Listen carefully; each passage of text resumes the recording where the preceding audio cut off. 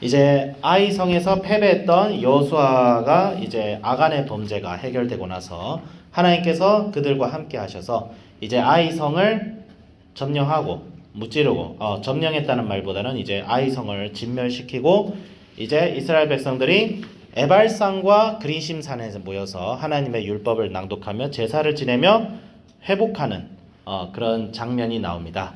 이게 도대체 무슨 말일까? 아이성은 뭐예요? 이스라엘 백성들이 최초로 패배했던, 그리고 이스라엘이 가나안을 정복했을 때 패배했던 유일한 전투였어요. 아이성이.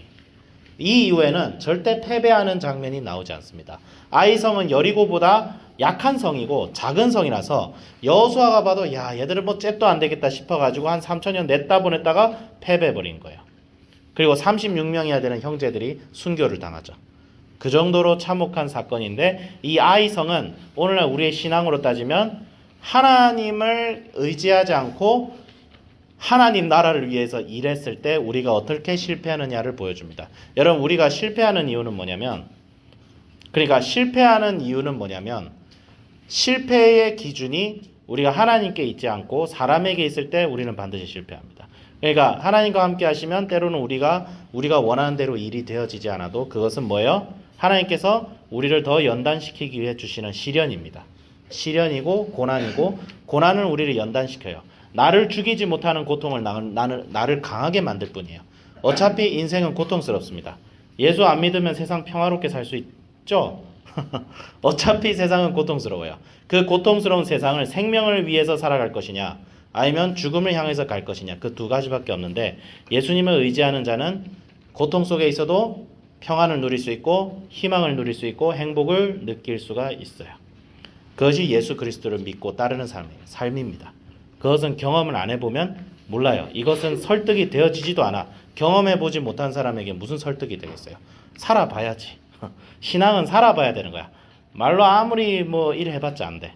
말씀을 믿는 믿음도 살아봐야 되는 거야. 그런데 뭐예요? 하나님 나라를 위해서 일하겠습니다 라고 하는데 그 방법이 하나님하고 별 관계가 없어. 그러면 실패하는 거예요. 오늘날 우리가 복음을 전하고 선교를 하고 교회 사역을 키우고 학교를 합니다. 여러분들도 공부를 하죠? 선생님들도 여러분한테 교육을 하고 가르치죠? 근데 만약에 선생님이 아무리 목적이 선해도 선생님이 여러분을 가르치는 방식이 예를 들어서 너무 세상적이야. 야, 주일에 예배도 대충 드려. 페이스만 열심히 공부해. 뭘 예배를 드려. 막 예배 무시하고 말씀도 무시하고, 공부 잘하면 무조건 칭찬하고 공부 못하면 무조건 비판하고 그래가지고 그러니까 공부 잘하는 사람 무슨 배틀로얄 붙어가지고 이렇게 하면 어떻게 되겠어요? 아, 이거 다 하나님 나라 위한 거예요 해봤자 하나님이 그것을 쥐뿔도 신경 안 쓰신다. 그거예요. 그렇기 때문에 여호수아가 사실 그런 실패를 사실 한 거예요. 그 이후에 어떻게 해요? 다시 하나님의 자리로 돌아갑니다. 다시 하나님께서 무엇을 원하시는지 그 자리로 돌아가서 어떻게 해요? 아이성을 진멸시키기 위해서 철저한 준비를 합니다. 3만 명의 복병을 두죠. 방심하지 않아요. 절대 방심하지 않고 하나님께서 주시는 방법대로 하기 시작합니다. 그래서 아이성을 정복하고, 아이성을 정복할 때, 근데 우리가 여리고와 아이성 사건을 생각할 때에 우리가 흔히 착각하는 게, 교회가 무력으로 투쟁해서 십자군 전쟁을 일으켜서 혹은 정치적인 방법을 사용해서 교회를 지키고 종교의 자유를 지키자라는 주장을 할 때가 있는데, 그것은 반성경적인 겁니다. 그것은 반성경적인 거예요. 성경에서 그거 한 번도 허락한 적이 없어요. 한 번도 허락한 적이 없어요.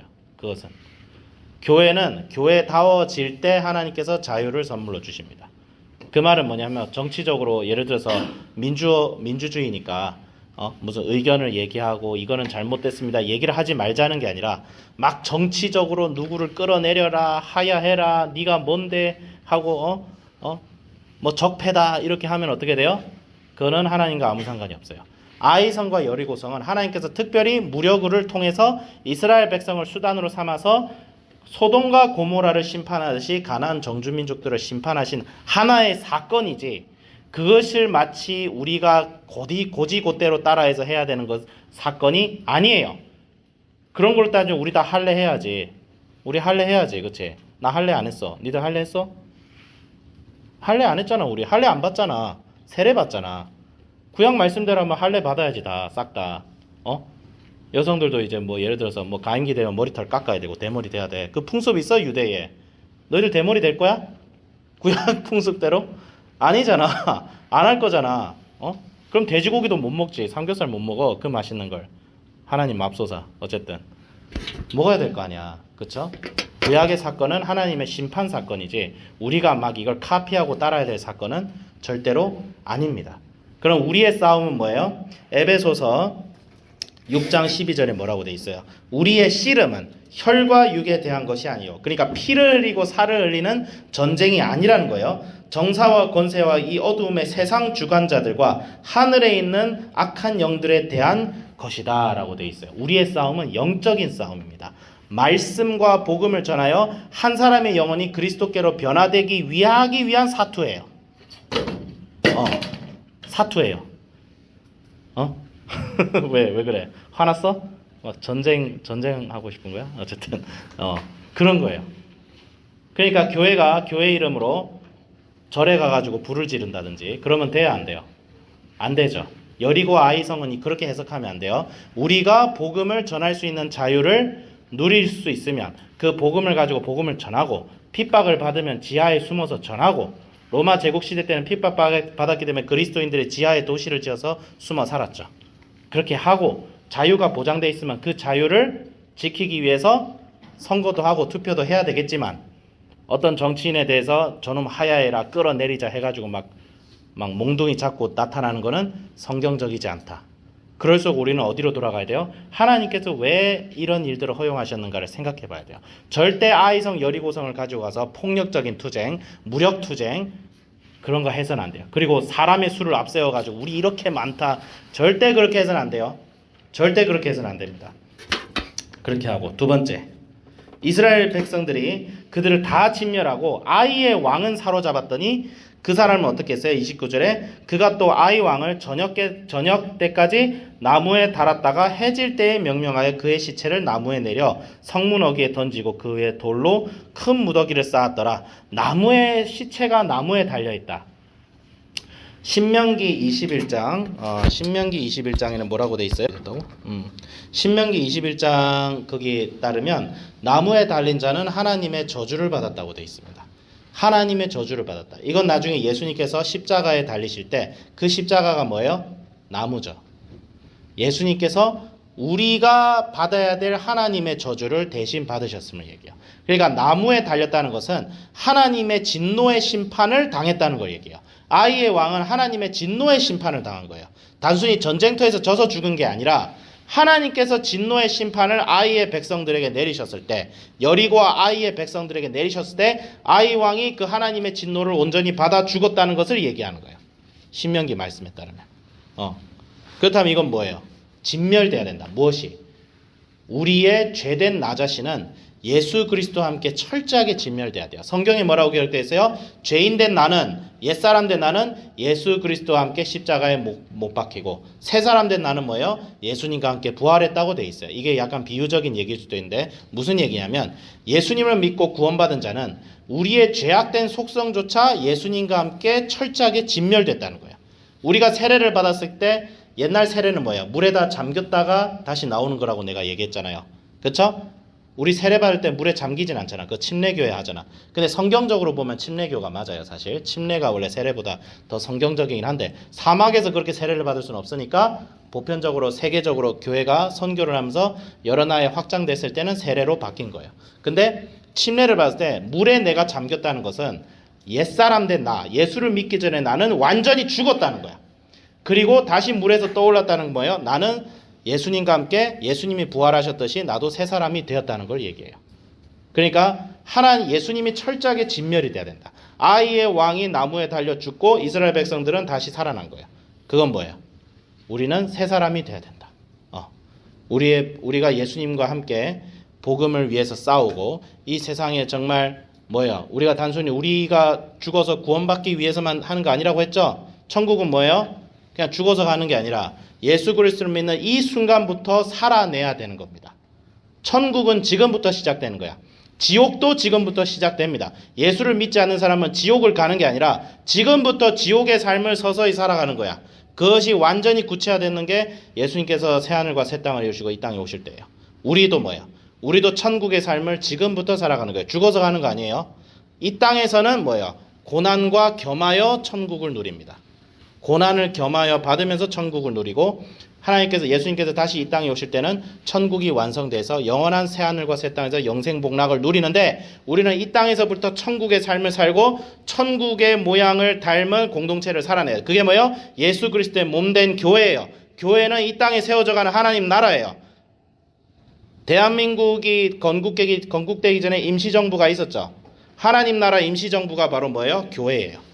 그 교회의 삶을 살아낼 때 교회가 되려면 예수 그리스도의 피 묻은 십자가가 실종되어서는 안 된다는 얘기를 하는 거예요. 예수님이 없는 사역, 예수님이 없는 교회, 예수님이 없는 설교, 예수님이 없는 교회 생활 다 쓸모없다는 거예요. 아이성처럼 패배한다는 거예요. 예수 그리스도의 피 묻은 십자가가 회복이 돼야 된다. 또 세 번째는 뭐야? 이스라엘 백성들이 그때 여호수아가 이스라엘 하나님 여호와를 위하여 에발산에 한 제단을 쌓고 또 뭐야? 모세가 기록한 율법을 이스라엘 자손 목전에서 그 돌에 기록하였다. 그리고 온 이스라엘과 그 장로와 관리와 재판장들과 본토인뿐만 아니라 이방인까지. 그래서 여러분이 가나안 전쟁을 얘기할 때 하나님께서 유대인은 살리고 이방인은 싹 다 죽였더라. 이렇게 해석하면 안 돼요. 이방인들 누가 죽었어? 가나안 백성들 중에서 누가 죽었어? 성 안에 있는 애들만 죽었어. 그리고 이스라엘을 대적한 애들은 죽었어요. 이방인들 중에서도 하나님께서 구원하신 대표적인 두 사람이 있죠. 누가 있죠? 하나는 누구야? 여리고의 누구야? 기생 라합. 그리고 또 다른 사람 누구야? 나중에 나와. 이거 배워본 사람 있을 텐데. 순장들 누구야? 어떤 도시 이름이야. 월요일날 나와요. 기브온 백성들은 살아남아요. 왜? 하나님께 항복했기 때문에. 심판 앞에서도 하나님께 항복하고 율법으로 돌아간 이방인들은 다 이스라엘이 되었어요. 절대 이거 인종주의 아닙니다. 인종주의 아니에요. 예수님께서는 오늘날 신약 시대를 살아가면서 많은 유대인이 아닌 사람들이 구원을 받지만 구약 시대에도 하나님께서 그분의 구원의 역사를 이방인 가운데 이루셨어요. 다만 이게 성경에 기록이 안 돼 있을 뿐이야. 그건 우리가 알 수 없어. 천국 가봐야 알아. 그것은 우리가 천국 가봐야 아는 거예요. 그런데 온 이스라엘 백성들과 이방인들이 모여서 하나님의 율법을 배웠다. 이건 뭐야? 말씀이 중심이 되는 신앙생활. 말씀이 있는 곳에 뭐가 있어요? 성령이 있습니다. 성령은 어떤 역할을 하냐면 말씀을 읽는다고 다 하나님을 순종하지 않아요. 어떤 사람 똑같은 성경 말씀 읽고 이상하게 해석해요. 자기의 영광을 위해 해석하고 그릇되게 해석하고. 그러니까 뭐예요? 말씀 중심으로 외치지만 성령이 메말라 버렸죠. 김난주 목사님께서 거기에 대해서 많이 경고를 하셨잖아요. 그렇죠? 그건 뭐냐면 말씀을 해석하게 하시는 분이 성령이세요. 성령께서 해석하게 안 하시면 성경을 절대로 하나님이 원하시는 대로 해석할 수가 없어요. 그러면 누가 성령의 조명을 받아서 성경을 해석할 수 있느냐? 하나님을 사랑하는 자, 그 뜻대로 부르심을 입은 자들에게는 모든 것이 협력하여 선을 이루게 하신다. 그러니까 성령이 내 안에 내주하는 사람의 특징은 하나님을 사랑하기 때문에 그분의 뜻이라면 무엇이든지 하려고 하는 마음의 욕구가 생겨요. 강력한 욕구가. 그것이 성령의 특징 중 하나예요. 그럼 그 성령의 조명을 받은 사람이 성경을 해석할 때에 뭐가 있어요? 그 성경 해석을 통해서 교회가 살아나고 나라가 살아나는 거예요. 근데 그런 하나님 사랑하는 마음이 성령의 내주하심이 없거나 부족한 사람이 신학을 아무리 하고 성경을 아무리 달달달 외워도 하나님의 역사는 나타나지 않는다는 거죠. 그래서 세 가지를 기억하죠. 첫 번째, 여리고와 아이성은 절대 십자군 전쟁이나 교회가 폭력을 휘두르는 것을 정당화하지 않는다. 두 번째, 예수 그리스도의 십자가의 보혈로 돌아오는 것만이 교회가 교회다워지고 하나님의 역사를 이루는 길이다. 세 번째 뭐예요?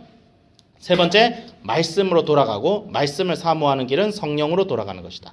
예, 선생님이 굉장히 복잡하게 얘기했죠. 전하는 사람들 좀 늦을 수 있는데, 그래서 오늘 말씀의 결론을 내리자면 우리가 더욱 말씀으로 돌아가고 예수님께로 돌아가자.